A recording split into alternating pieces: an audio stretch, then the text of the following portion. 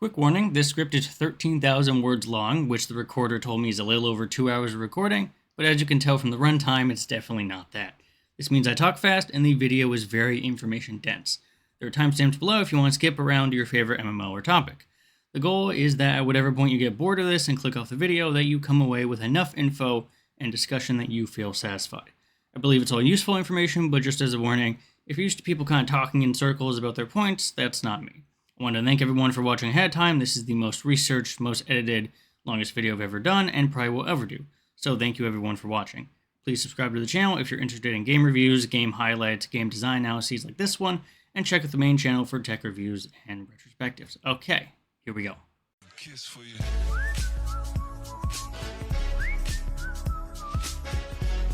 Today I kind of want to try and answer that question that a lot of others might be asking as well, which is, as I said, why can't I get into MMOs? I like the idea of them personally, massive multiplayer shared world experiences with a bunch of people working together to beat some force, and have played a small amount of the popular ones, but I can't really ever get one to stick. And to answer the question, for those who don't want to sit through what is probably going to be a 2-hour analysis of MMOs, my answer to you is this: you can't get into MMOs, generally speaking, because your expectations about what an MMO actually is not congruent with what current MMOs are. You need to either accept that what you're looking for isn't an MMO, or that the type of MMO you are looking for already exists, and you need to take the good with the bad when it comes to that. Stuff like Ashes of Creation, PAX Die, Stars Reach, or the 4th revival of Ark Age are not going to do anything different that you haven't seen in other options. They may have a unique mechanic like the civilization building in Ashes, or the sci-fi sandbox setting of Stars Reach, but the remainder of the game, from most things in terms of its tap target systems, as well as dungeon design, setup, and gameplay loops and stuff, are all based on the things that either World of Warcraft or Conan Exiles run on. To provide data into why I think that MMOs tend to fall into like one of basically 3 different options, we have data from Randall Olson here, doctor, and he made this great chart of basically showing the MMORPGs around the 90s and into the early 2010s, and talking about the amount of subscriptions, because at the time MMOs were mostly subscription based. So talking about the popularity and presence of a bunch of MMORPGs around this time. And the reason I said most of the new MMOs are going to be one of 2 or 3 things is because that's what historically they have been. For example, you're going to get a game that, most likely speaking, is either based on the World of Warcraft model, the Lineage 2 model, or more recently, not shown on this, the Age of Conan Exiles survival game model. The reason is because those are the models of MMOs that people are attached to and that understand. Things like World of Warcraft include Final Fantasy XIV. ESO to some extent would also fall into this category. I would say Guild Wars 2 to some extent falls into this category. Stuff like Lineage, Throne and Liberty, like Maple Story, right? First Descendant, Aeon, right, which is over here. Those are in the Lineage kind of Korean MMO. Terra would be here as well. And so you basically get those 3 camps. I just kind of wanted to back this up with data to say I'm not crazy. 90% of these new games, right? PAX Die and Ashes of Creation and Stars Reach and all that are going to fall into one of these 3 camps. Having the same loop is not a problem, but it does call into focus the confusion I get when people tend to respond, what MMO should I get into, with wait for X. 90% of what X is going to be very close to how either World of Warcraft or Conan Exiles does things. The MMO you're looking for already exists, and they need to double down on the good and the bad of it. I want to talk about my experiences with MMOs and why I feel like it's a matter of expectations rather than options, for why a lot of people can't get to MMOs. Once again, these are just my opinions as a new player to the genre in general. I'll be going over the MMOs I've tried and what I liked and didn't like about them. Most of the bad impressions and issues I have and will bring up probably could be addressed if I give the game more time. However, that is not a fortune that most people can generally do if they don't like something. So I will not be artificially extending my playtime just for the sake of being what some people might call objective. Lastly, these are critiques and not reviews. These are mainly my impressions, and so they are not going to be graded or scaled or valued like a review would be. Alright, the MMOs I talk about are not also in any particular order. I'm going to go into issues with all these games, but don't take this cavalcade list of issues as definitive experience of the game. Right? I list a bunch of things. It's in a concentrated format. You're not most likely going to experience all these issues right up front or immediately or all at once or in order. It's kind of going to be a broad sense throughout the game. Reviews and retrospectives and analysis by their nature need to condense issues into a list so people understand them, but that is not what the player will experience. That's why these issues are not disqualifiers, because they don't happen in a time frame that will make people quit. The overwhelming majority will just stop playing one day because they stop caring about the game, without wondering why and without needing to make a list of reasons. A total of 5 issues over 30 hours feels normal, but when delivered over a 15-minute video about the game, it can definitely make it feel worse than it actually was for the player involved. So just know that when I talk about why I didn't enjoy Final Fantasy XIV or World of Warcraft, that my problems are not representative of how a person would experience the game if they were not basically documenting their experiences and trying to summarize it in a concise way. I'm going to mention 6 broad categories which roughly are meant to judge each game. These are my choices based on what I found I valued most about these games. These will definitely not be your choices. I would recommend making your own 6 categories for what you value, as that will make it easier to judge these games based on what you actually know you like about them. For now, the 6 categories that I found that I'm most interested in about these games are dungeons, combat, gear, quests, the narrative structure and the story, and the movement. These will be the categories I'm judging all the games I talk about on. With all that said, let's talk about World of Warcraft. So easily overlooked, yet cutting deeper than the sharpest blade. Inevitably, the void consumes everything. I'm going to try and keep the criticism and praise on a systemic level, since the more mechanical aspects of these games can change at any time. But I did want to highlight one major mechanical difference between WoW and the other games in this video. A lot of people take issue with how WoW keeps redoing its tutorial based on every expansion and then throwing them out into the previous expansion with no guidance. I agree that this is quite annoying, however, especially coming from testing other MMOs, I really like how World of Warcraft handles its tutorial. This applies to both the much maligned Exile's Reach and the starting zone for each race. In my case, I did Exile's Reach first, and then did the Goblin starting zone in my second character. While this section was originally about Exile's Reach, I will say that after completing the Goblin starting zone, that its implementation is much better. The zone lets you get immersed into the world it's creating, and everything flows naturally. It's also much better paced, letting you get used to each system slowly. There's enough new activities that it doesn't feel like you were just going from point A to point B talking to people. There's a great segment where you just throw a ball between 2 stacks as part of the in-world football team. This summons a dragon and ignites a mountaintop, all of this playing out in real time. Past that point, you'll hear random volcanic eruptions or tremors from the rocks at the top of the city that you didn't hear before. This is a really great world-building touch. And speaking of world-building, from an environmental, design, and storytelling angle, the Goblin Zone is amazing. I was actually taken aback by its design, since at that point I had seen Exile's Reach, Stormwind, the Battle for Azeroth, Opening Zone, and Mists of Pandaria, and none of them had given me that engrossing feeling. It's a shame then that most people will go with Exile's Reach, since while it is still a good tutorial, it doesn't let you get immersed into the world of the game at all. The only real benefit to Exile's Reach is that it's a quick island that gives you an idea of how to use your abilities, the general structure how story and quests work, some locations, a big set piece, and a bunch of dialogue that you'll have no context for, since Exile's Reach is Shadowlands expansion starting zone. Any benefit the new tutorial has, other than speed, can be said for the starting zone, for each race as well, at just, I'll admit, a slower pace. When Exile's Reach is done, it throws you out into the second most current expansion. It's pretty aggressive in its implementation and doesn't let you get attached to any part of the game when you first start, which is a shame since that's a big part of WoW in totality. Overall, I really like how both tutorials give you the basics and, more importantly, something to gauge the game on. I know right away what kind of game I'm going to get with WoW. That's not something I can say for really any of the other games here. Each one takes a very long time to ultimately get to its source or lifeblood, but World of Warcraft is, in my opinion, the best at it. For my limited time with World of Warcraft, the first takeaway I had was that the game feels very good to play. It's extremely responsive to inputs, well organized in its tutorial levels, its indicators and UI approach is clean and understandable, and there's a cohesion in the design of the world and characters that is honestly second to none. If there's anything World of Warcraft does well beyond its years, it's presentation. In fact, the quality of the tutorial island, as mentioned before, and the presentation of the game itself makes the opening hour an amazingly rewarding experience. I was excited to be invested in my journey, unlike many of the other MMOs I played. This excitement even transferred to the first category, dungeons. Dungeons, at least early on, are well paced and visually striking. They have better gear and XP rewards and top mechanics decently. They were easy enough to queue for, and for the most part, it didn't feel like people were rushing to complete them as fast as possible. However, your mileage may vary on that.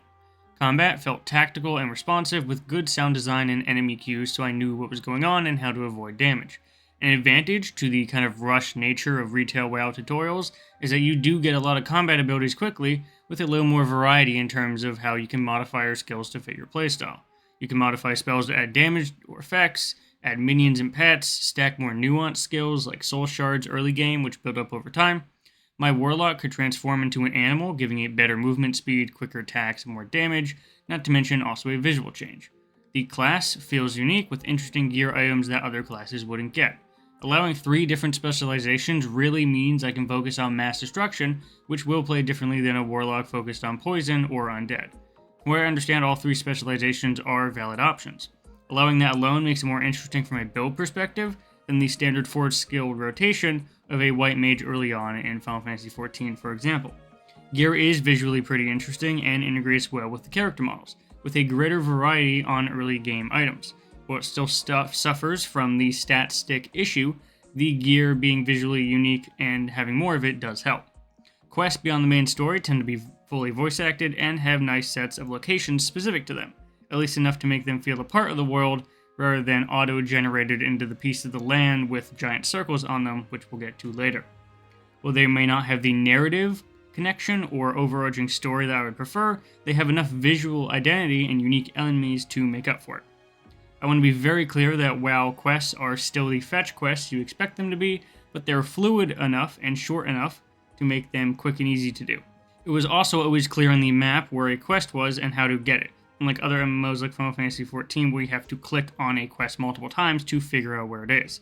The narrative structure of this game works pretty similarly to other MMOs, but more importantly, the impactful moments happen in gameplay as well as cutscenes, with a focus on that gameplay impact more so than the cutscenes. This leads not only to an urgency to the story in the game for quests, but also allows interesting gameplay set pieces like castle sieges and camp battles to take place within the player character's involvement.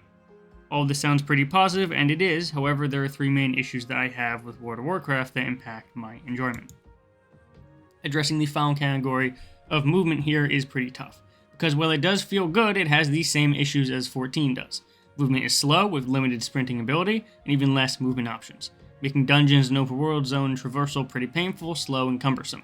You do get a mount here as well, but unlike Final Fantasy XIV's mounts, it's slow to start, requiring zone unlocks for speed upgrades, and can't be used in battle or dungeons.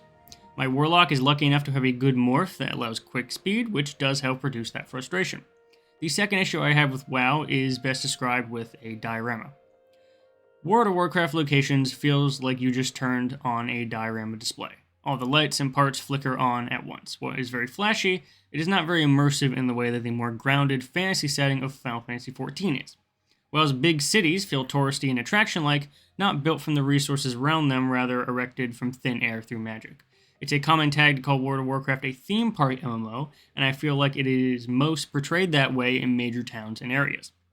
This lack of town immersion means that World of Warcraft is ultimately a game that's easier to get taken out of than into, and where nowhere does that ring true than when I listen to people talk about World of Warcraft's campaign.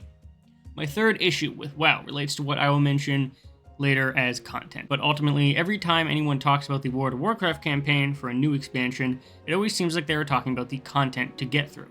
The leveling process, WoW leveling, base game, early game.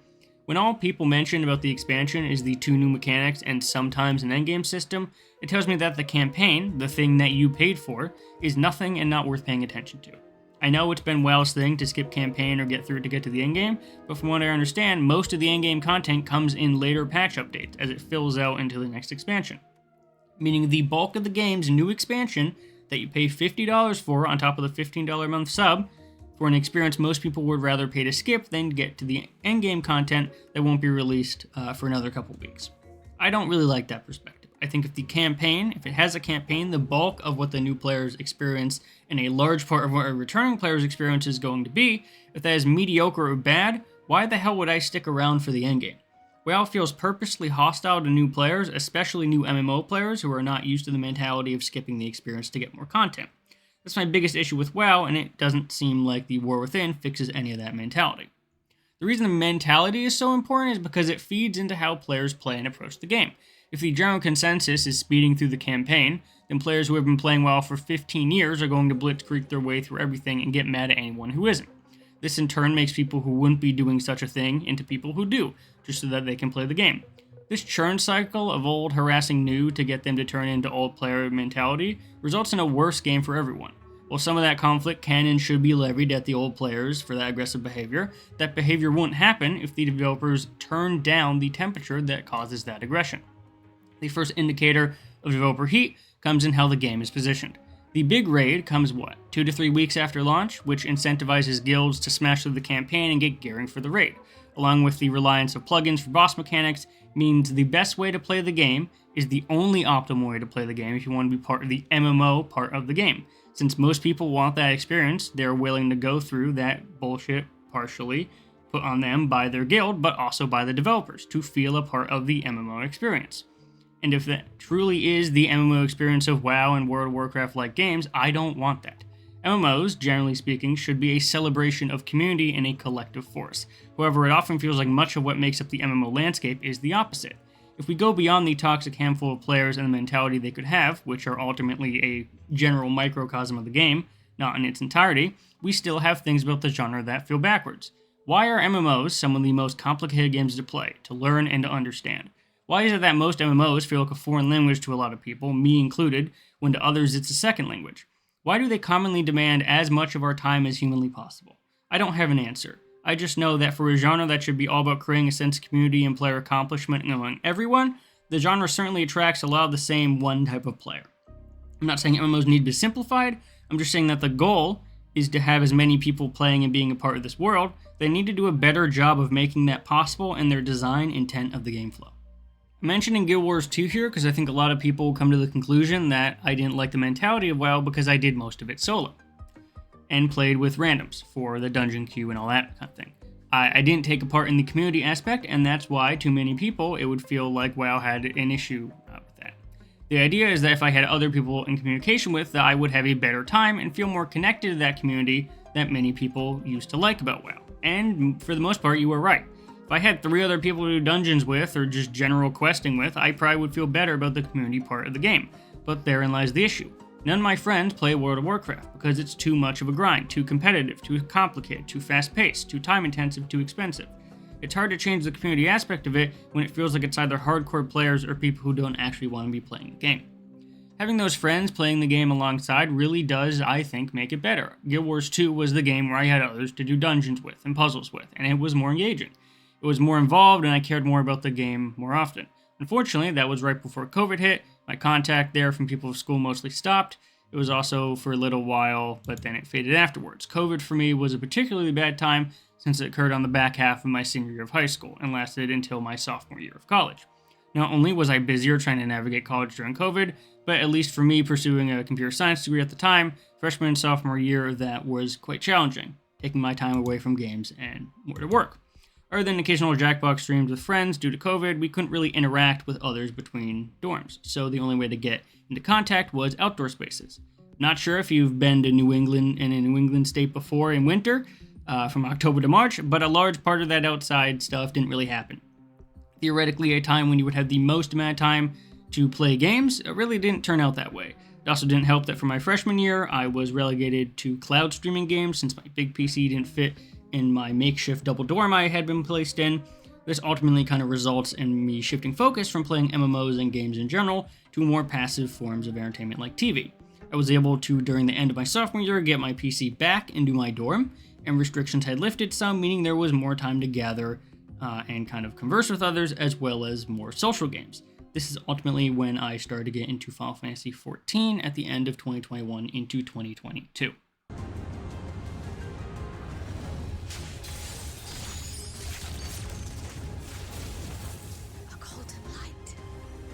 Could it be?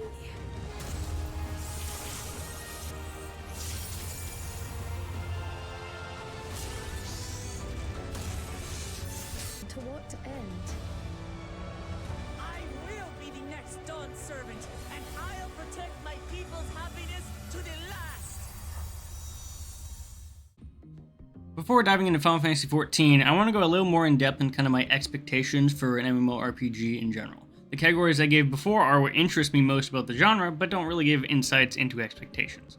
My qualifications for a good MMORPG are pretty basic. 1. It needs to be a good RPG. 2. That good RPG base needs to have a lot of players that are visible doing activities. A hub is nice, but if I can't see the players in the world, it doesn't really feel like an MMO. And 3. I need to be able to interact with these other players, either through group events or dungeons or other multiplayer activities. Seems like a simple list, but many of the MMOs fail at it. From what I've observed of both Final Fantasy XIV and World of Warcraft, they almost lie to you about what to expect for the games. World of Warcraft, for example, showcases a variety of different events and world activities, which you seemingly can embark on with many other people in group activities and set pieces. That is not what happens. Most of the group activities that you do in the game are instant, separated dungeons and raids. This separation not only hurts the immersion, but eliminates a key part of the MMO journey, which is, for me, that progression with others. It's no longer about gearing up and exploring with others to become strong enough to do the raid, it's just about queuing to do the raid at some point when everyone else is ready off doing their own thing. It might as well be a co-op shooter like Left 4 Dead or Warhammer Dark Tide or the dozens of other instance multiplayer games at that point. The exact same thing happens in Final Fantasy XIV. However, there is one type of event that I think is a really good example of how you can do something like this right. Final Fantasy XIV has an event type called Fates, which are group events indicated by the purple monster icon with a radius around the event.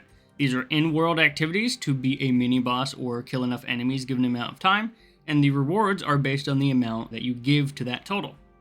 This is a great example of how you can do in-world activities with other players. You can hop in and out of this whenever you want, and your progress is helped by other players participating in that shared goal. You can also see players contributing to this goal in-game in the area, so it really feels like this event is happening in the world and is being solved by others as a collective effort. It's not just a progress bar going up or a health bar going down. You are directly connected to that event, and the progress of that event ensues. Oftentimes, this world event is the only activity like this in the game, and by a lot of players is treated either like a minor benefit or later on becomes an annoyance, something you just avoid. To me, this kind of focal point of in-world activities should be a focus of many multiplayer games and activities. In-world events can be completed in groups naturally throughout the world should be the focal point. Whether that be world bosses or sieges or anything else, there needs to be that connective tissue between what I am doing in the world and the MMO part of the game. Most MMOs don't tend to do that. With that being said, let's finally talk about Final Fantasy XIV. I played a White Mage, Final Fantasy XIV, as my first class, evolved from the Conjurer, and stopped around level 55. My second class was a Bard, stopping around level 45, got about 50 hours into the game, 40 of which were on the free trial, which was during the time that the game was blowing up. I also have another account on my original attempt at playing the game with the Steam free trial that has about 16 hours into it and was a thaumaturge. I stopped originally for the reasons I'll mention later, and also found out that the thaumaturge was actually the worst starting job due to its long casting times and level grind to get new combat skills. They had a sale on the Complete Edition, which included the Heavensward, Stormblood, and Shadowbringers expansion, and this was about 3 months before Endwalker would release in December. I bought it and waited about 6 months, or 3 months after Endwalker was out to activate it. I wanted to continue playing the free trial, and once you activate the paid copy, you lose access to the free trial. That's why the gameplay you're seeing here is from my original low-level thaumaturge and not the White Mage and Bard that made all the progress on. As you can tell from the 40-10 split from the free trial to paid editions, I didn't play the game much during my 30 days of game time, partly due to other games coming out, but also due to the fact that just not really kind of enjoying the game once I hit that level 50 account. The best part of my level 55 journey and my 50 hours with the game were the grounded, immersive towns and cities that I went through during the Realm Reborn campaign. I felt very storybook fantasy, as well as the wonderful score that accompanied it.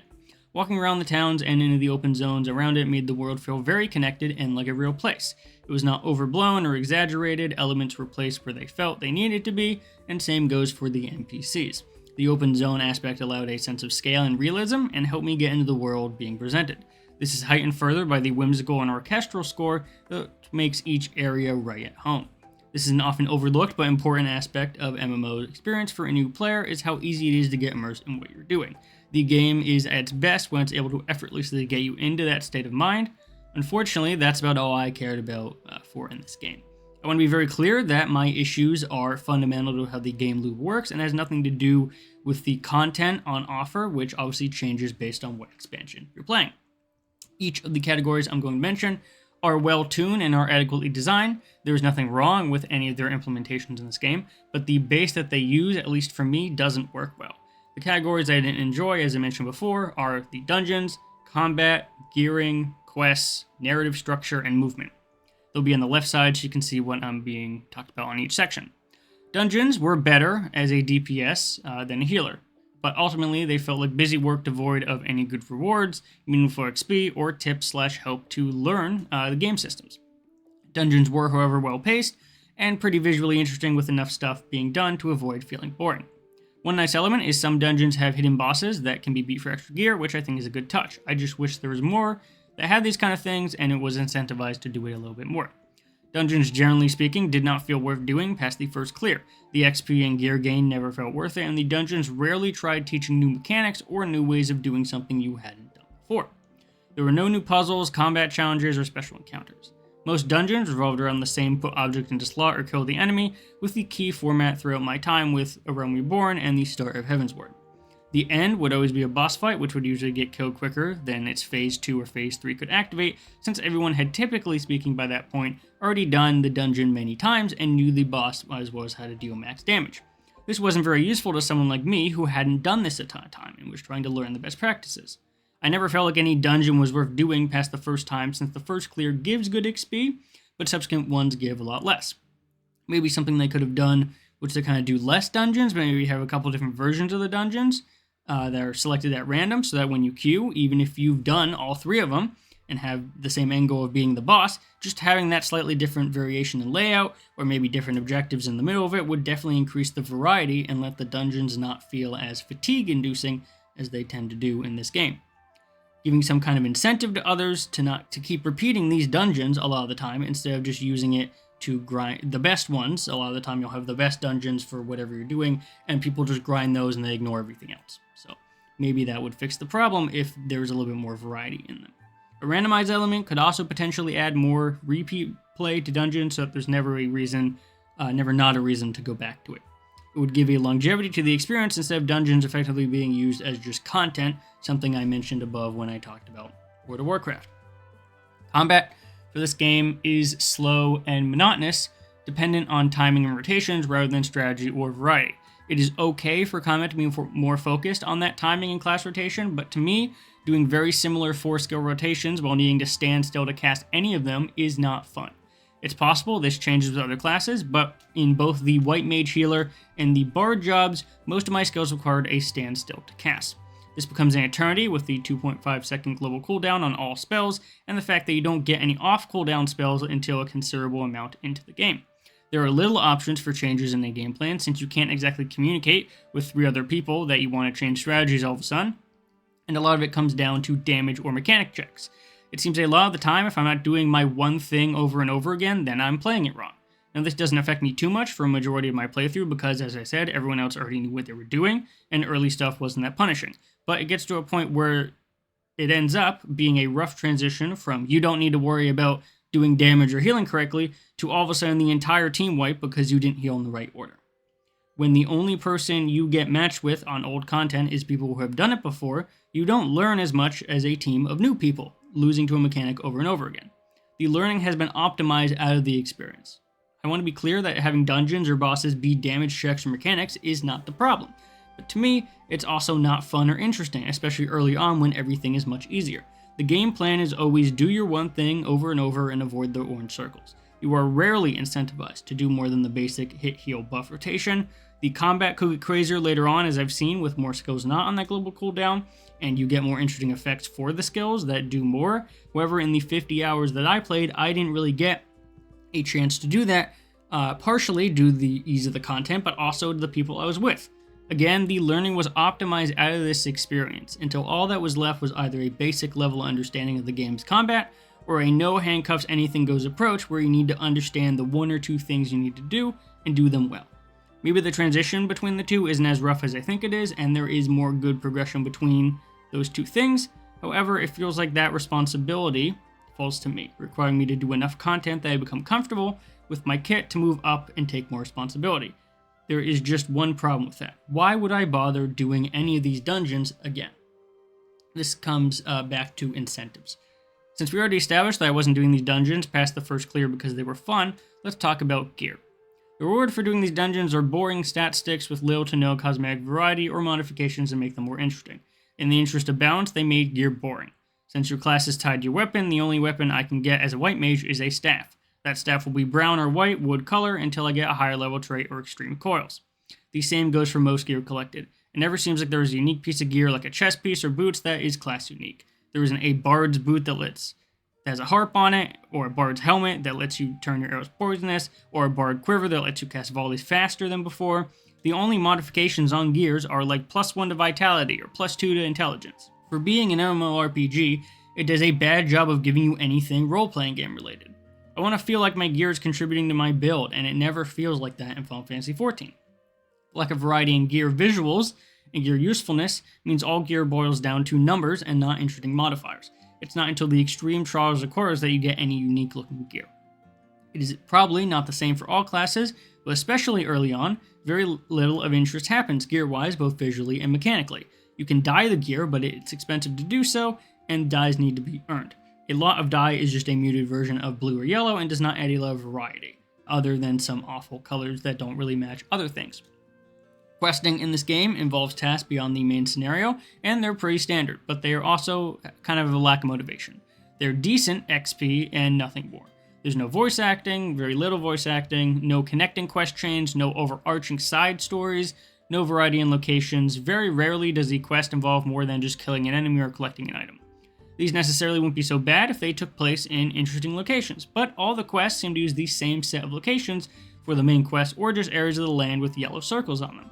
There's some exceptions, but they are exceptions. No side quest was one I could remember or one I cared about narratively.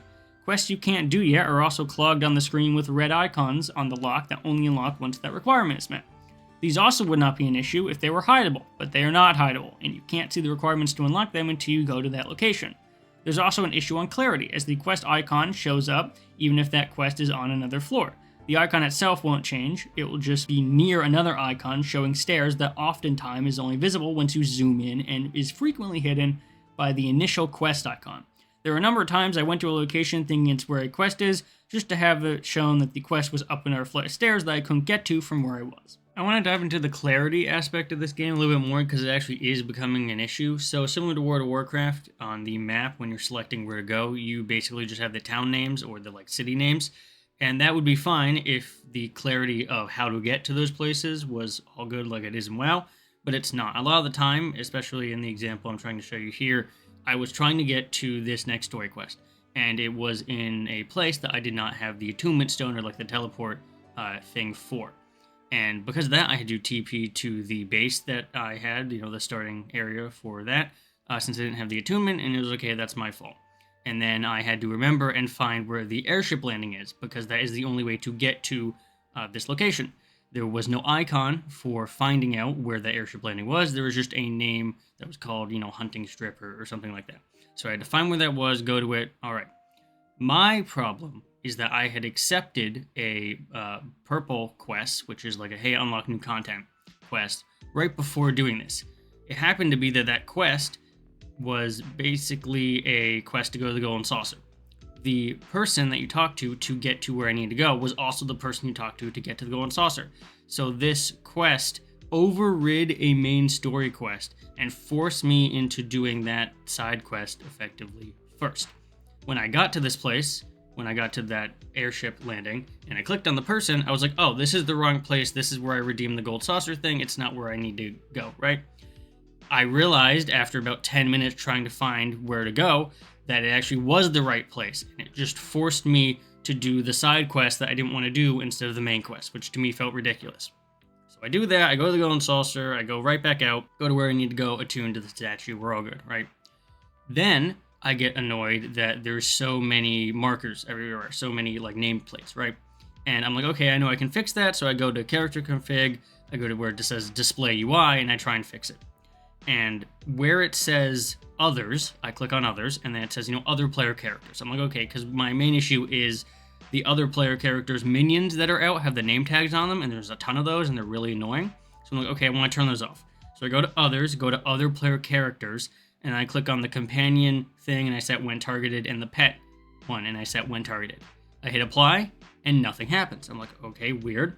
Is it maybe somewhere else? So I check, and it was like, is it under my own? Is it under alliances or party members or friends or something? And it isn't. You have to go for this specific thing, which is player characters minion tags. You have to go to the NPC category, which is non-player characters, and you have to go to others, and for minions, you select none. That gets rid of the tags for the other player characters minions, which doesn't make any sense at all because it's not even close to the right spot, and it isn't even related to what I set off, right? So those two things back to back, and some of it's my fault, not attuning to the stone the first time is my fault. Going to the wrong spot originally is my fault. Not understanding that I would have to do the side quest before the main quest is somewhat my fault. But it's also just a level of design decisions that don't put a good taste in your mouth, right? When you have to do all these arduous, ridiculous feeling things, micro irritations keep stacking up. It does not make for a very enjoyable experience. So I did kind of want to give a specific example of that because it had just happened to me and it was very prevalent to the discussion on clarity in this game. There is a problem with how clear and understandable a lot of the instructions in the game are, from finding quests to being able to disable things to just being able to play the game normally. There's a lot of things that I wish it just kind of did better that I've seen in other MMOs that do it better, and so I just kind of wanted to talk about that in this section here. The narrative structure of the main scenario and main stuff is fine, but it is missing the impact points in the gameplay. All the revelations or important moments happen in cutscenes rather than in a mix of gameplay and cutscenes. Instead, we're looking at the player character confronting a boss or disaster head-on, and the actions happen in cutscenes, and only after are we allowed to roam around. The one exception to this is in the Corals of Bahamut, which the story cutscene happens and then gameplay bosses are involved. But it is notable because it's one of the only times that this does happen. There are some moments in the ending fight of the military base, which is a nice change, but it also takes the entirety of the campaign to get to that point. A story dungeon or story boss tend to feel disconnected from the world the story is taking place in, since you have to party queue for each one after selecting it from the list. This breaks immersion, as you need to wait for the party to be ready instead of it being an automatic when the quest starts. I understand that there are more voice acting sections in later with Stormblood and the end of the Heavensward expansion, but not having much in the first large chunk of the game really hurts the immersion that the game does a pretty good job of building otherwise. No ability to fast forward or auto text or skip text is another missed opportunity.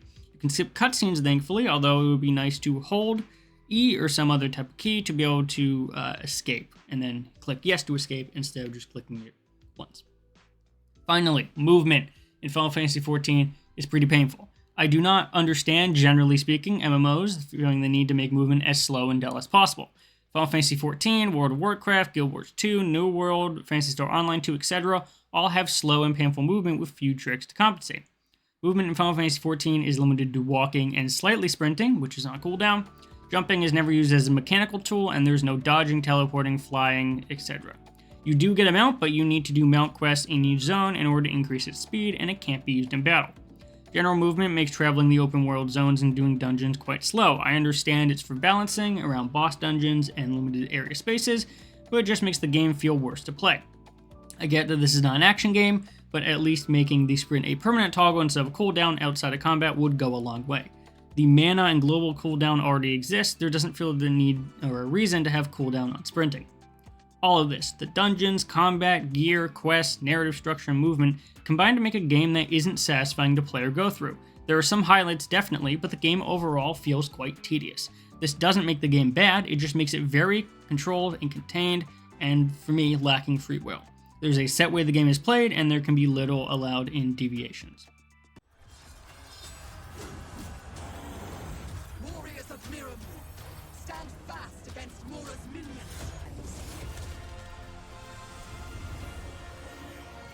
We are at a crossroads and must choose our path wisely. The devastated area is spawning dangerous beasts. Someone needs to answer for all this.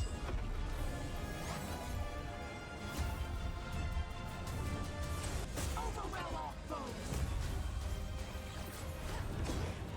Hermaeus Moore cannot save you now!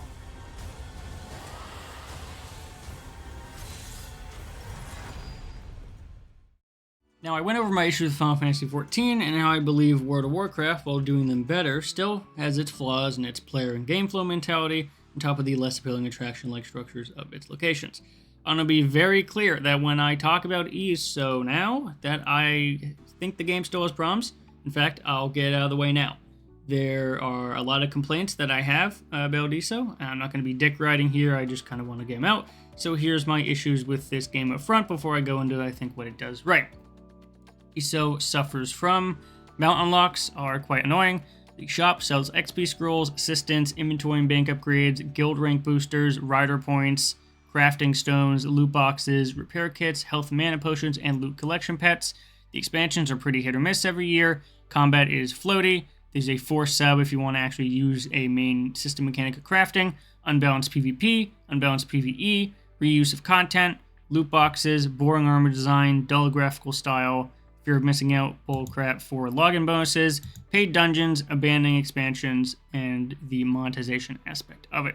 Before going into monetization, which is a huge section all about MMO tactics and optimal ways to buy each of them, I want to address ESO's other issues more in depth. Similar to Final Fantasy XIV, ESO's mount unlocks are very annoying, but even more so since the speed and stamina boosts are time-gated. Luckily, it's not a per area limit like Final Fantasy XIV is, but is a time limit of actually about 24 to 36 hours per level. Each level is a small percentage point in the 4 categories of mount upgrades, and overall just makes the mount unlocking system quite annoying and, as I said, time-gated. The shop stuff we'll talk about for monetization, so I'll leave that there. Expansions being hit or miss. Basically, we have expansions every year. They're about $40 each, and they're pretty hit or miss in terms of quality. Sometimes you'll get Necrom, which people pretty much all agree is pretty good, and other times you'll get Gold Road, which everyone agrees is bad. So it kind of flip-flops, and you're never really sure the consistency of the expansions. The force sub for crafting is annoying, but it doesn't really affect it too badly. Unbalanced PvP and unbalanced PvE are ultimately just a microcosm related to people complaining about the balance of the game, like high-end players complaining about the balance of this game, when most of the time it's not going to affect you. Reusing content is an interesting one, so they were accused of reusing content in the High Isle expansion and then the later Gold Road expansion, basically just reusing areas and monsters and sort of set pieces that they had used from previous ones, and people getting basically pretty annoyed that they're paying for new content and basically not getting new content.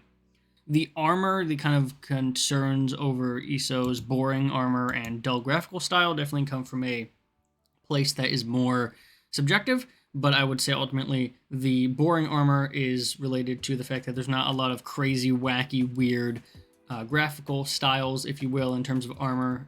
Everything's kind of grays and browns and steel colored, and not a ton of things that are that visually interesting. Same thing with the graphical style. While I do think the game definitely very much looks nice, a lot of the footage that you may be seeing, as well as a lot of the kind of style of the game, is very gray, brown, muted colors that not a lot of people necessarily like.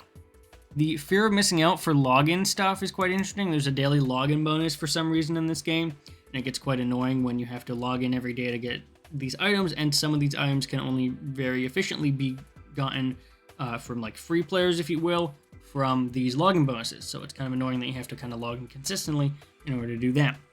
The last thing that I'll talk about here in terms of negatives that are not related to monetization is abandoning expansions. In the High Isle expansion, I think it was, there was concerns when that came out originally about the pet system they had introduced and the companion system being completely broken and basically useless. They said they were going to fix it, and they didn't end up fixing it at all, and they basically abandoned it. So there is some concern over some issues that the expansion has, and instead of getting fixed, they just kind of evaporate into thin air. So just wanted to kind of go over those issues if you saw them in the list here and were confused about a couple of them. Ultimately, beyond the monetization aspects, there are a couple of things, as I mentioned there, that are a little concerning and a little annoying beyond just kind of the payments of the game. So I just wanted to highlight those here. This next chunk of the video talks about the monetization of a lot of Elder Scrolls Online specifically, and the best way to buy World of Warcraft, Final Fantasy XIV, Guild Wars 2, as well as Elder Scrolls Online, on top of the critical warning about buying Elder Scrolls Online and Final Fantasy XIV. Timestamps, hopefully, should be on screen now, so if you want to skip this entire chunk, it'll take you to where I actually talk about what makes ESO stand out. I haven't brought up monetization because I think the content is, if the content is there and fun, I don't care what it costs. ESO Plus, for example, is an optional $15 month subscription on top of whatever the base price you pay for the game and its expansions. It gives you access to a lot of benefits, including access to all major DLC expansions, bar the latest one, access to all mini DLC dungeon and zone quests, access to the crafting bag, double the furniture space, double the bank space, double the die space, discounts in the crown store, and 1650 monthly crowns, and a small 10% boost to gold and leveling. The worst and most disruptive thing of this is allowing a remote crafting bag to put materials into, which is the crafting bag. Think of this as kind of like a remote bank. You can put crafting materials into it, only if you're a sub to ESO Plus. However, you can take them out whenever you need, whether you're subbed or not. This optional tag is because at the point where you're going to need the crafting bag for it to be useful to you, you will be paying for it. This sub is optional because a lot of the early game players won't need it, and so won't need to pay for it. But at the point the bag is meaningful to you, it's basically a requirement. On the flip side, the best part about the sub is that it gives you all the mini DLC, which includes paid dungeons, supplemental quests, etc., and the major DLCs, not including the most recent one. This sub also gives you crowns to spend in the crown store. Among other things, these can be used to purchase the major DLC outright, so if you don't want your expansions tied to a monthly sub, you can use the crowns the sub gives you to buy the expansion. That way you can play the expansion without being subbed. It's a great incentive for people who want something to get out of the sub, but don't want to stay subbed the entire time. A lot of the monetization issues with the game go away if you do sub. It's important that this happens because I believe there would be a lot more outrage of it if it wasn't the case. Paid dungeons are a stupid idea, but if they're included in the sub and you sub because you would get crowns to buy a house, for example, it's an added benefit. The loot boxes, from the concerns about that, are functionally ignorable as they're a separate tab completely and don't give much value. Luckily, things like the XP potions are also pretty useless because they are not that important, giving a minuscule amount of XP boost over the hour they are active. Levels in this game are pretty slow, and so the extra XP boost doesn't do much, and you can get a good amount of them for free anyway. The health and mana potions of the store are also frequently given out in the game for free, and the game is overall easy enough that most of the time you'll never feel like you need to use them, so buying them doesn't give you a leg up over another player. I rarely ended up using them. You can also correctly, not buy gold or other currencies. The only item I consider pay to win in the shop is actually the guild rank booster, because they just give you max rank in whatever guild you're in. This affects what passives you can get based on your level. Think of it as being able to buy reputation within a faction. All the other buyable items are nice to haves, but never feel required and won't give you an advantage over others. This next section is about how to buy and then the optimal way to buy Final Fantasy XIV, WoW, Guild Wars 2, and ESO. If you already know this and would like to skip this section or you would like to take notes, now is the time to do so. I'm trying to make this as concise as possible in this section, but do know that it can be a little bit confusing, so hang in there. Similar to what World of Warcraft and Final Fantasy XIV does, buying the current expansion of ESO gives you the previous ones, but it's pretty specific. World of Warcraft does this by only requiring a sub to start. No base game purchase needed. This sub for World of Warcraft gives you access to all content up until the latest expansion. This includes WoW Classic and whatever Classic expansion they're up to now. This does not, I don't believe, include the in-between Classic expansions. So for one sub, you get WoW Classic and whatever the current thing is. It's probably not Cataclysm anymore, but that does not give you the previous Classic expansion, Lich King, or Burning Crusade, due to what I can only comprehend as a Destiny-like sunsetting of a model. If you want the latest expansion for World of Warcraft, you buy that, and it gives you that by itself. Regardless, it's pretty easy to understand. One $15 a month sub for everything except the latest, buy the latest.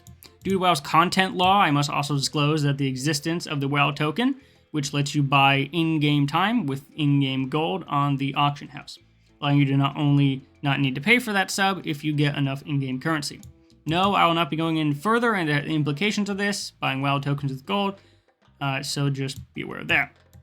On the opposite side, so that's WoW's monetization model, pretty simple.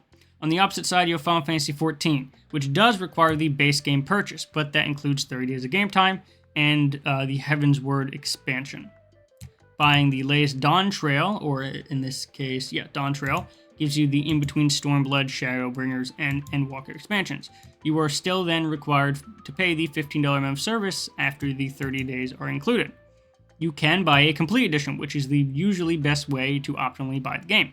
It gives you the base game, which a lot of the time, as I said, includes Heaven's Word, and I believe might also include Stormblood at this point, and all expansions along with that 30 days of game time. However, you should register this only after you've made an account and begun the free trial. since once you activate this, you will no longer have access to that free trial account, and you'll have to continue paying for it after that point. You can buy the complete edition now and register it to the free trial account whenever you're ready to go into the expansions that are not included with the free trial. The normal expansion is not the complete edition, requires an existing account. So it's a little confusing. Basically, if you're trying to get the optimal way, just buy the complete edition, but only after you've done the free trial. So step 1, free trial. Step 2, the complete edition, which you can activate on that free trial account, and that will give you what you're looking for. If you decide that instead of that you just are buying the expansion outright, you will need an existing account to do that, which is why I say the complete edition is the best for the new players. While I'm here, I might as well also go into Guild Wars 2. So that there was Final Fantasy XIV, a little bit more complicated, but overall pretty simple. Guild Wars 2 has a similar model. Base game for Guild Wars 2 is free. You can buy the Path of Fire expansion. It gives you the previous Heart of Thorns expansion included. The Ended Dragon, Secret of the Obscure, or Janther Wilds will need to be bought separately or as a bundle. Note that this bundle is the first 3 expansions and does not include the Secrets of Obscure or Janther expansion. Similar to what WoW does, Guild Wars 2 expansions have 3 tiers because they hate you. Luckily, the base expansion of Guild Wars 2 costs about half of what WoW's does. The latest Janther Wilds expansion is $25 for the base, $50 for deluxe, and $75 for ultimate. The only benefit of spending double on the deluxe is it gives you infinite Eldritch gathering tools, an additional character slot, and an identity repair kit. Spending triple what the expansion costs gives you all the above in 4,000 gems, whatever that gives you, which can apparently, unfortunately, be converted to gold, so it looks like you can now buy gold in Guild Wars 2, and that sucks. Guild Wars 2 has no sub for game time. You own these expansions forever. ESO is a simple model if you don't make it complicated. ESO is a buy-to-play game. Buying the base ESO gives you the first expansion, Morrowind, included. That is yours to keep forever. No sub needed. If you want all the expansions, it's best to buy the collection, which is the base game including Morrowind, and the current expansion plus all previous expansions. The current Gold Road Collectors includes the base game in Morrowind, plus the Somerset, Ellsberg, Greymoor, Blackwood, High Isle, Necrom, and Gold Road for usually about $60. Sometimes it'll go on sale for $30, $40, or $20. These are yours to keep forever. You don't need a sub for game time, and there's no ESO Plus needed for any content expansion. You can pay for these once and play and have them forever. If you decide you don't want all the expansions right now, or like me and buy whatever is the most current collection, and you end up getting behind, you can still buy the collector's edition after the fact. This is often the best way to get caught up, since the price for new expansions is $40 by itself and the collection is $60. So taking myself, for example, I don't have the High Isle Necrom or the current Gold Road expansion. Instead of buying just Gold Road for $40, I can buy the collection and get High Isle Necrom included for about $10 each. This doesn't make sense for most people to use ESO Plus, by the way, because ESO Plus, as I said before, does give you crowns that you can do to buy that, but it is not more cost effective to do that. It won't include the latest, and so you end up having to buy that as well. You can think of this as basically for the ESO Plus as an added benefit if you don't have some of the previous expansions, but don't go buying an ESO Plus membership for the expansion content. It's more cost effective to just get a collection. It's also possible, although I'm not sure how cost effective it is, to buy the base ESO game and ESO Plus sub. Eventually, with enough crowns given to you by the sub, you can buy the expansions outright. The best way I can describe this is if just by paying $15 a month for Final Fantasy XIV, you got a bunch of long mails a month, which you could eventually trade in for Dawn Trail, for example. So hopefully that made sense. As a recap, Whales Mall is the simplest, only requiring one sub to access most content except for the latest expansion. However, all of it is not really yours, and if you stop paying for the sub, you lose access. Same with Final Fantasy XIV. Once the sub stops, the content is no longer yours. Guild Wars 2 and ESO both are buy-to-play games, allowing you to own the content. Guild Wars 2 requires buying all the expansions separately or in a bundle, while ESO does similarly, but lets you save more when you buy a collection later on. For a sub-based model, World of Warcraft is easy to understand and keep up with, and for a buy-to-play model, ESO lets you get the latest collection and be all set. It's important to note that both ESO and Final Fantasy XIV, ESO expansions and Final Fantasy XIV Complete Editions, tend to go on sale whenever there is a Bethesda or Square Enix sale. However, make sure that the platform you buy these on matches where you intend to play them.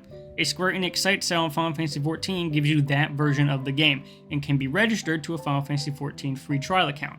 It cannot be registered to a Steam free trial account. So if you've played a lot of Final Fantasy XIV free trial through Steam and want to continue using that character in the full game, you need to buy the Steam version of Final Fantasy XIV, which may not be on sale, even if it is on the Square Enix site. Same goes for the reverse. If the Final Fantasy XIV free trial is through the launcher and the game is on sale on Steam, that Steam version will not work for the launcher version you are currently playing, and you'll need to buy it from the Square Enix website instead. ESO lets you transfer or merge accounts, which is how I was able to buy the original collection on Steam and merge it with my newer collection, which included the Greymoor and Blackwood expansions from Stadia. The accounts merged, granting me access to my previous collection content and the new ones on Steam. Now, this merging will not show that you own those DLCs on Steam, so be careful. So I had bought the collection, included the Greymoor and Blackwood expansions. It does not show that on Steam, so just make sure that you're not accidentally buying something you already own on Steam. Last I checked, the Xbox, PC, and PlayStation versions are all separate as well, so there will be different accounts with their own characters and content. This goes for the Game Pass version of ESO as well. The cloud version is the Xbox version.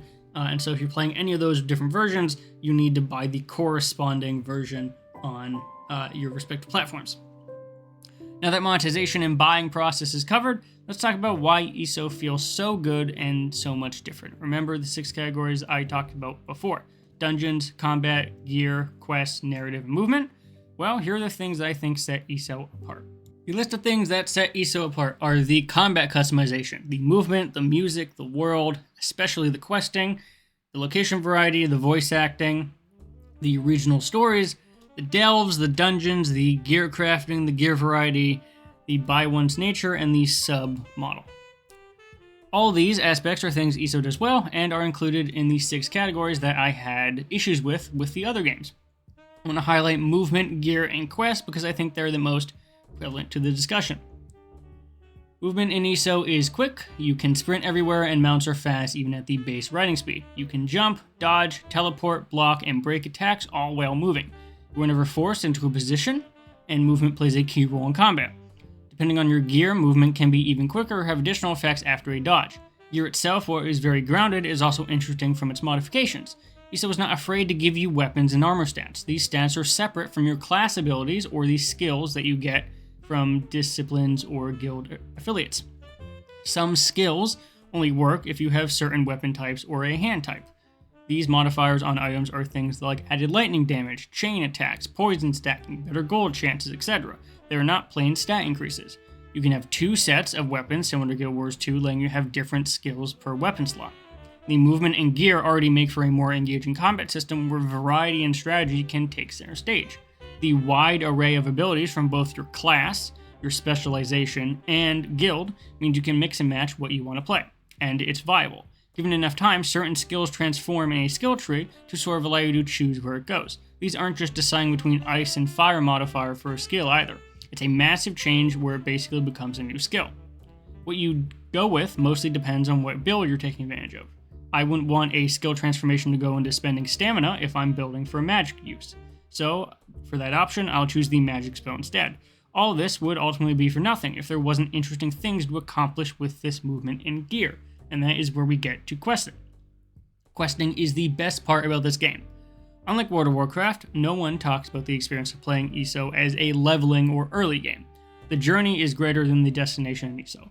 Questing generally is similar to other Bethesda games like Skyrim. However, for me, this is my first Bethesda game, so I will not be comparing it to the other two, more so than just saying that the best way to describe ESO quests is like Skyrim quests. All ESO quests are voice acted.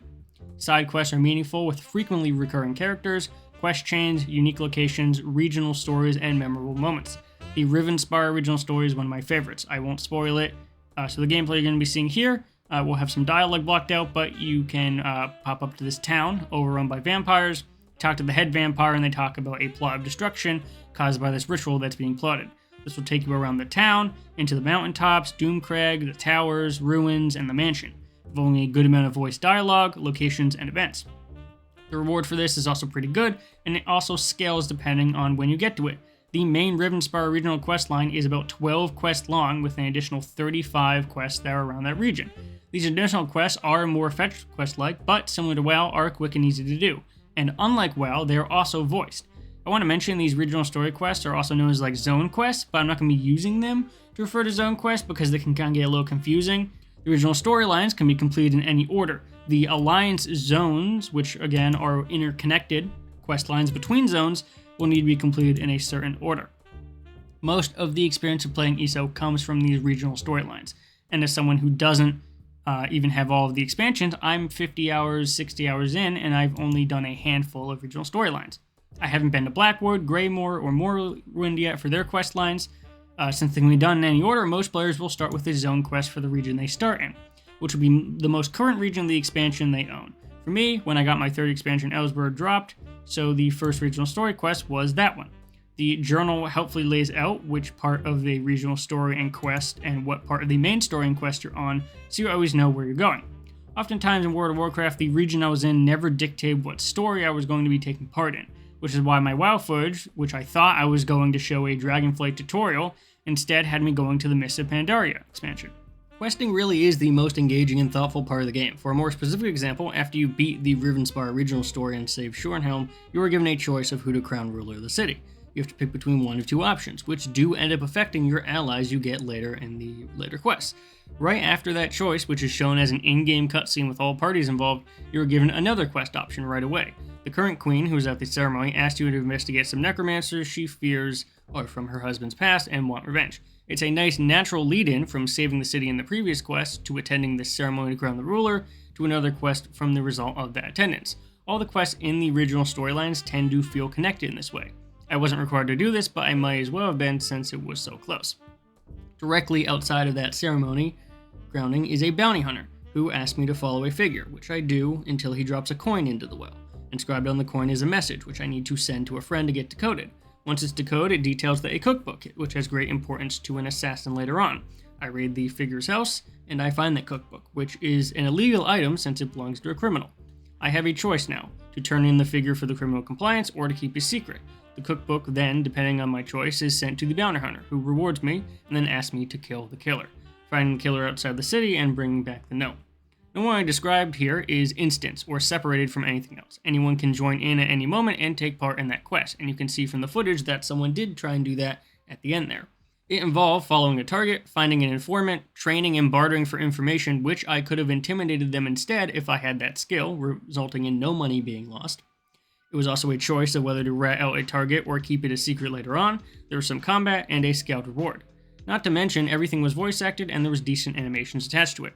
It was a varied and well-rounded quest. It was quick enough to not feel boring or drawn out, but it had enough depth so it didn't feel mindless. You actually have to pay attention to the quest details to find people to talk to or actions to take. In comparison to the quest structure in World of Warcraft and Final Fantasy XIV, ESO's quests are alive. There's a reason why you're doing them. A lot of that feeling comes from the voice acting, but also the variety. Since you aren't forced along any path, you can decide which areas you want to do at any time. Very few quests are story or level gated. This is a great example where level scaling the world actually works really well. I'm never locked out of content I want to do because my level isn't high enough or I am not at a certain part of the story. It gives me so much more agency just to have fun instead of worrying about grinding levels so I can access the next part of the game. It's actually one of the benefits to ESO's expansion model. When you buy the latest expansion, if you want to play it right away, you can. You can go to the latest Gold World expansion, early game or late game, and the levels will adjust to you. I'm not forced to level boost or complete 100 hours of the previous story to get to the new stuff. And obviously beyond quests, there are dungeons, which we'll get into now. There are dungeons in this game, but they a lot of the time act like wild delves, which are a new thing of War Within. The dungeons in this game tend to be single-player dungeons that are optional content for leveling and gear. Similar to my issues with Final Fantasy XIV dungeons, these dungeons don't really teach any mechanics or have any special events that make them stand out, but they are generally better since I can set my own pace for completing them. They tend to be smaller than 14's dungeons and, considering the better movement, are much quicker to get through, making them feel more doable. These games' questing and dungeons make it very easy as a game to play for an hour or two and feel like you can make progress. If I explained all the systems I avoided talking about right now, we'd be here for another hour, so to finish off, I'll talk about combat a little bit more. I agree that combat in ESO does not feel great. I've talked about why that might be from a design perspective in my How to Make Combat Feel Impactful video on the main MechEbs channel, so I won't refresh those problems here. but it boils down to enemy reactions and sound design. If the timing of enemy hit animations and the sound of hitting an enemy was turned slightly quicker, combat would feel much better. The sounds and animation are there, it's just too late so nothing feels like it's connected. What this combat does let you do, however, is experiment. Try a new rotation, focus on new modifiers, add a new ultimate that changes your playstyle. My Dark Elf has 3 different specializations similar to WoW, but unlike WoW, I'm not forced into one playstyle. I can level up each one separately and take whatever spells or passives I want from each one, and I can focus on leveling that by using that skill more. While some of the skills are better than others, it all comes down to what you want to focus on for damage types. Some of my skills work best for physical damage. I'm focused on magic damage, however, so physical skills are not useful to me, and I'm not spec'd into physical. Your skills will be dependent on what weapon type you are using. Right now, my main is a mace and a shield with a backup greatsword. Because of this, most of my passives are coming from the one hand and shield, since I've used it more.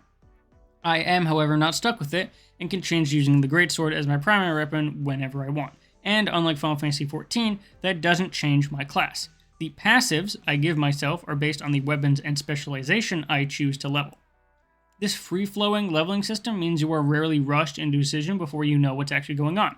You can learn the best build yourself based on what you like playing. This freedom of leveling is of course obviously limited in part by what weapons you have acquired. If I don't get a good enough greatsword until I've already leveled my sword and shield to level 10, I might not want to start over and level a greatsword if my sword and shield is working well.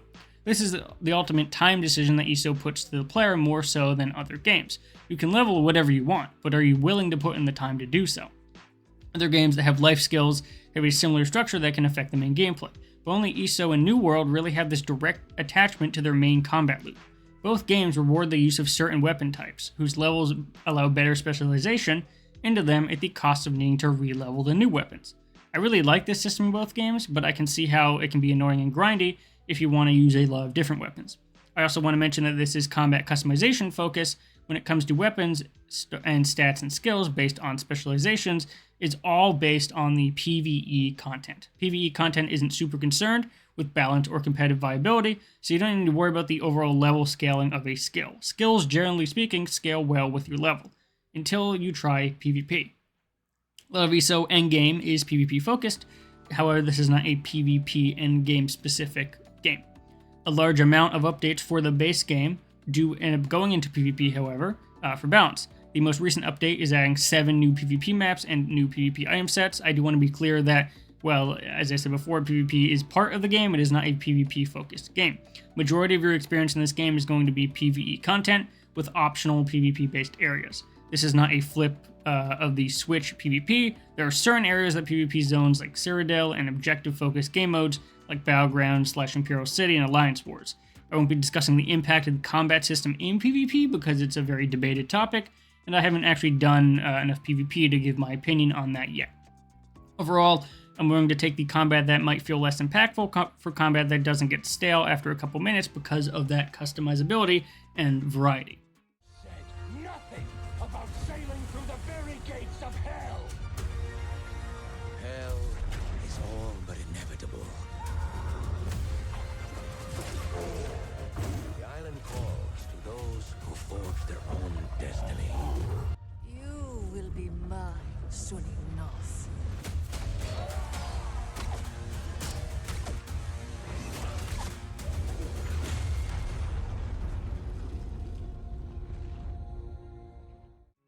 Before we wrap up, for completion's sake, I want to look at some other newer MMOs that are targeting different markets. Now, every MMO is trying to beat ESO or World of Warcraft, and I think looking into the future of the genre allows everyone to be more informed about the realities of what it means to find an MMO.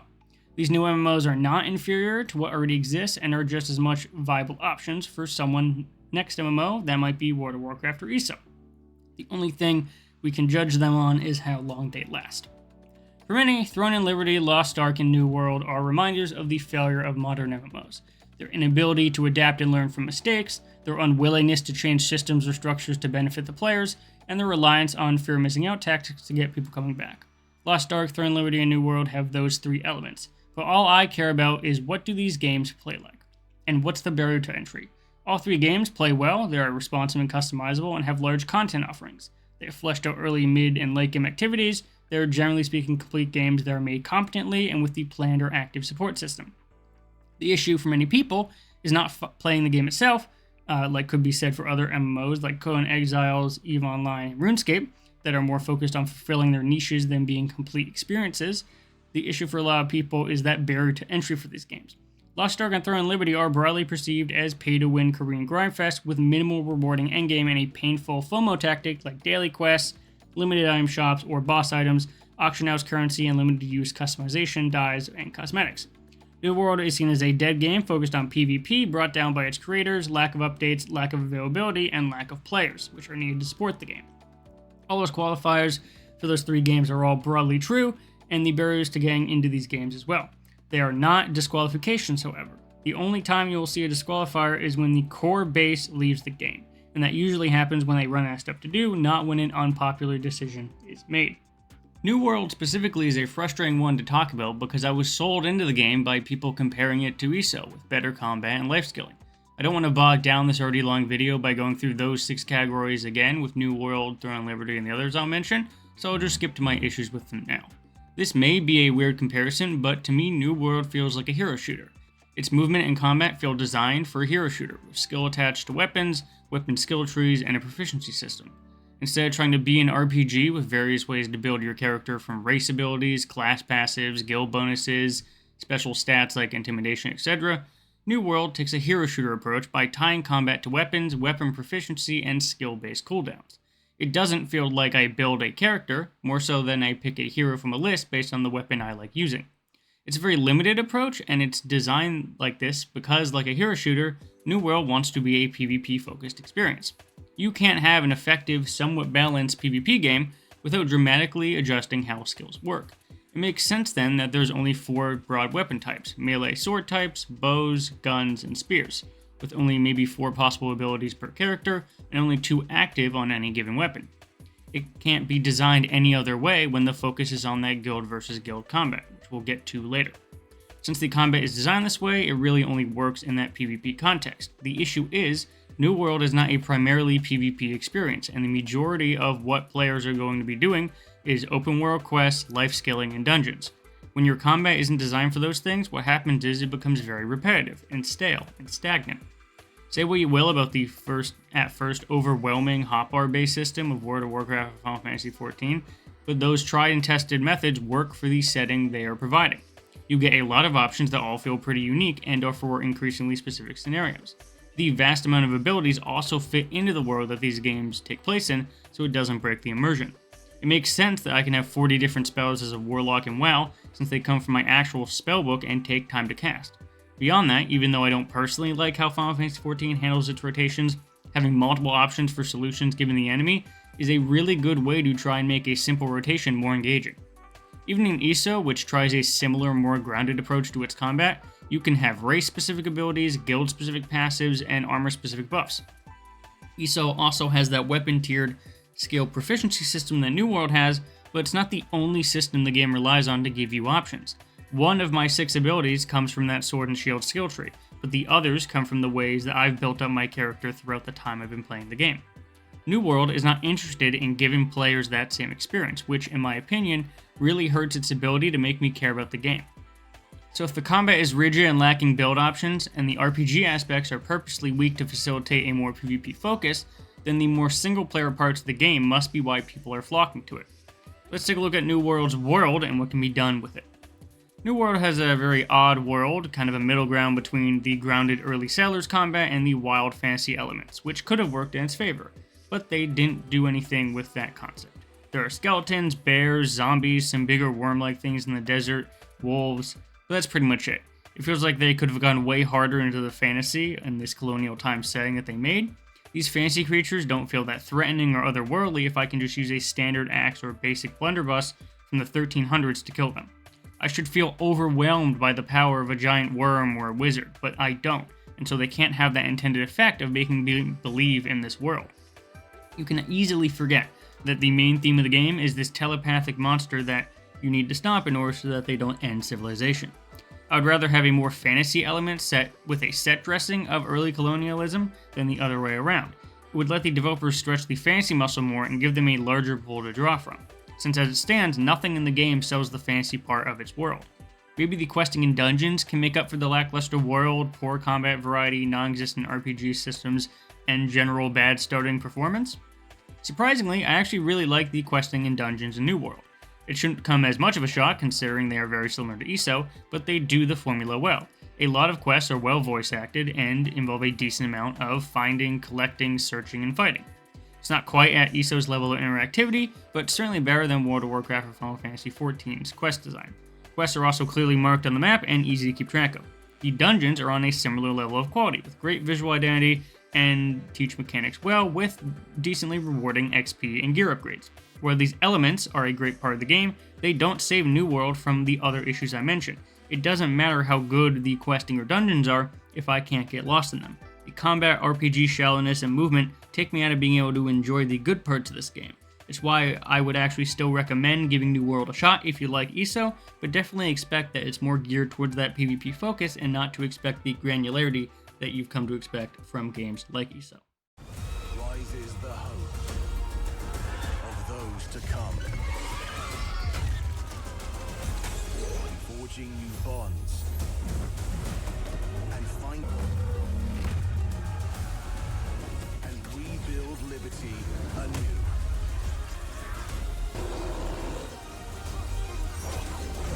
Now it's your time to join the battle. How will you claim your throne? I originally finished version 1 of this script when Throne Liberty first released, and so I wasn't planning on going into it. However, as I've had about 20 minutes of extra info to this video throughout the 4 months of writing since then, I decided why not give this game a fair shot. And what a shot it was. Throne Liberty has a lot of really great elements going for it, including a truly breathtaking at times world, some excellent music, fast, responsive, and adaptive movement, and a really nice seamless world interaction with instant teleports. The seamlessness of its world is something I haven't seen in an MMO, and makes the world that much more immersive. I want to emphasize that these elements could very well carry the game for a lot of people. It's not something to just overlook. But there are enough bad things here to warrant scrutiny. Throne Liberty suffers from a glaringly bad quest structure, boring dungeons, a guild versus guild PvP focus for endgame, and not enough PvE content to balance out the PvP focus, resulting in a lack of meaningfully different stuff to do from hour 1 to 50. When people call Korean MMOs grind fests, what they mean is that grinding becomes the content. Most people think of grinding like filler to get to the stuff they want to do. Grinding in Pokemon, for example, generally means battling the same weaker mobs to level up so you can beat a gym battle. The grinding isn't the content, it's a training mode to get to what you want to be doing. In Korean games, grinding tends to be the stuff to do. Bigger number for better gear to grind the same monsters but with a bigger number. It's something that I finally understand, and I don't think many people who don't tend to play these kind of games can understand unless they play it. This loop wouldn't be so bad if the systems around it weren't also poorly designed. From what I've seen, most players quit the game because of the guild versus guild PvP focus, requiring players to grind for excess amounts of time or pay big money to be able to compete in the PvP endgame. Due to this PvP focus, it means less time that's spent developing on the more important aspects of the game to me, which are the quests and the dungeons. What results is a worse questing and dungeoning experience that's repetitive and not very rewarding. These systems need to be good, because if they aren't, players aren't going to stick around to get to the PvP endgame if the in-between is not good. You need questing and dungeon to support the PvP aspect by being designed well enough so that people want to grind them. Since people are forced to grind them, they tend to quit rather than suffer through the more of the same thing just to get to the contentious PvP. As someone who would focus on those PvE quests and dungeons, Throne Liberty's quests are mostly talk to X and kill Y quests. It basically kills any momentum the game could have being built, resulting in mindless running around for the sake of it. Quests in the game can be done on autopilot, which means it's not something people are going to want to grind through. This is a real shame since the amazing world could definitely be used for so much more. The other system that needs support in itself is dungeons, which are pretty boring and repetitive, partly due to something I haven't talked about yet, which is combat. Since the quests and dungeons are mindless, it means not a lot of changes from hour 1 to 50, making it even worse that the thing that does change towards the end is the PvP part, which many players don't like in general. Players quit not because of the PvP, but more so that the PvP is the reward through sitting through a lot of other worse parts of the game. Part of the reason that the quests and dungeons are so repetitive, however, as I mentioned before, is the combat. Throne Liberty's combat is what I would call inoffensive, which some people may say is worse than being bad. It tries to be in the background as much as possible, something you shouldn't think too hard about. It tries desperately to be just enough so that you aren't irritated by its simplicity or its rough edges. For me, this actually works. I don't mind the combat, but I also struggle to see how engaging a system like this can be. Combat in the game is good enough, but for a game that really needs you to care about its action-focused gameplay, good enough isn't sufficient. Its inoffensive nature means I don't harbor any anger towards it. I can't really have an opinion about it. I do like things like the spell effects and how I can have both a standstill and moving spells. I like that I can use my dagger skills without needing to switch to the dagger. Where Iso's combat could annoy many with its floaty, non-existent nature and lack of impact, and Final Fantasy XIV could annoy with its slow, tedious rotations, Throne Liberty makes you forget the game is even an MMO at points. If you play the game with the controller, it's even easier to forget since the skills are mapped to normal buttons. The absence of a problem here means that combat can never be better than it is. I may not like Final Fantasy XIV's combat system, but I do know that there's a wide depth of potential complexity if you care to dive in. You can make it better if you put the time in. No amount of time will make Throne Liberty's combat better, which is why it doesn't work for much other than PvP. PvP in normal non-MMO games tends to be pretty simple. For FPS games, PvP is solely based on the movement and positioning. The only offensive ability you tend to have is a grenade, and a gun with typically one firing mode. This applies to third-person shooters like Fortnite as well. The actual mechanics at play are very basic, and it's up to the skill expression of the player to show the difference in PvP. MMOs tend to be the opposite, favoring complexity in amount as well as options and strategies, rather than something like skill expression. To counterbalance this, PvP-focused MMOs tend to limit their RPG elements to basically non-existent levels so that nothing is unexpected or out of class for that character. They have a limited move pool with little options for randomized benefits or perks. In order to make it balanced, you need to control for as much as possible. It's part of why PvP doesn't make sense in a lot of MMOs. If, like in ESO, I can side with the Mages Guild in the story campaign, which lets me train different passives that are just plain better for my class than another person, all of a sudden a story decision made in the campaign affects my build. This makes that character potentially either really broken or basically unusable during PvP. A PvP MMO wouldn't give me an option like that, since at its inception it would ideally be designed to limit those kind of factors. The result is a restricted combat model that can only work for PvP. New World had a similar issue that I mentioned in that section. No matter what changes, they can't design it any differently if the focal point is PvP. Dungeons and quests are bad because the combat model needs to be as repeatable as possible for its endgame, resulting in no real attachment to that model. I would suggest changing these three settings in Throne Liberty. These are all turned off by default. Auto target nearest enemy when attacking without target, auto move within range to attack target, and ability Q, which is a skill buffering. I end up turning auto move off, but having auto target when no target is selected is very nice. The other important note about combat for this game is the dual weapon setup is quite a bit different than stuff like Guild Wars 2 or ESO. You can still use your secondary weapon abilities with the first weapon equipped. I chose a staff and daggers for the game, and can use my staff from range and then dash in with my daggers, and use their abilities even when my main weapon is still my staff. This alone makes it easier to chain attacks together compared to other games with dual weapon systems. This game is also playable on controller and does a very good job with making it make sense. The only weird input is using right bumper to attack while left bumper is your ultimate, but holding right bumper or right trigger to select which hopper to use works very well and lets you have 4 skills on each weapon. Hopefully that helps people with the combat situation in Throne Liberty. Speaking on a different note now, since this is the only free-to-play MMO on the list, as a free-to-play game, Throne Liberty has the right to as much monetization as needed to keep the game alive. There are 3 and only 3 ways to spend money in this game. The first is a per character per season battle pass, about $10, and that's about monthly. And a per character leveling log, which is a $10 one-time option that gives you better rewards for leveling. The battle pass is bought per season, again once a month, and the leveling log is a one-time buy per every character that you want to have those benefits on. The second is a cash shop that sells cosmetics only. The shop also sells, in the form of non-buyable currency called ornate coins, materials like enhanced ink for lithography, trait extraction stones for increasing the quality of gear traits, blessing pouches for more inventory space, toys, which are basically like offline passive benefits, and skill/gear upgrade books. Important to note that these are only buyable in the shop with these ornate coins, and the coins themselves cannot be bought with real money and are instead earned through finding codex pages and watching events.